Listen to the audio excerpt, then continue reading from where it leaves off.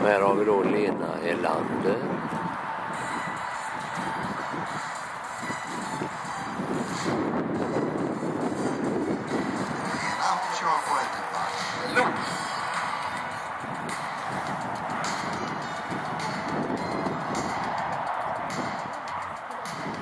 Ska vi se vad vi kan prata om här då så länge, så att prata måste jag nämligen göra här så nu då, eftersom de spelar musik, så att det blir så att de tar ner filmerna från YouTube när musiken tar överhand då, va? Så att de gillar inte det. Så då får jag tjata här, så kan ni stänga av ljudet hemma när ni tittar. Då blir väl alla nöjda och glada.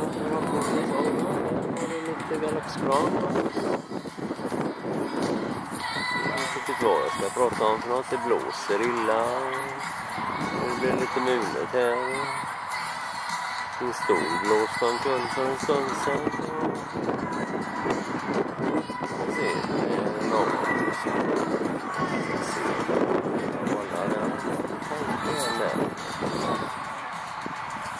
Och det ska vi försöka hålla reda på då, men jag ser så dåligt när jag tittar i månaden. Ska vi se vad vi kan prata med då. Lena Elander, ja, någon undersköterska var hon. Den här 100,9 för Lena Elander. Så där, ja. Det var någon undersköterska var det, ja, på någon serviceboende. Något annat att prata om nu. Det är lite svårt att hålla låda hela tiden här så, men jag är ju tvungen på detta då. Så spiken inte har så mycket att säga.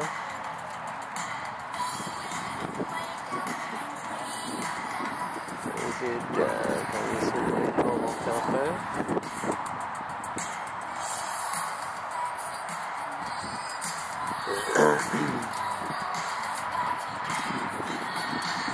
Ja, vi är på SM i Vaggeryd.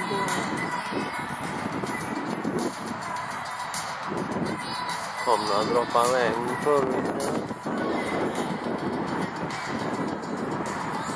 Och så är det någon som vunnit något guld. Medalj på seglingen på OS. Så vi ser om vi zoomar ut lite där. Så var det färdigt.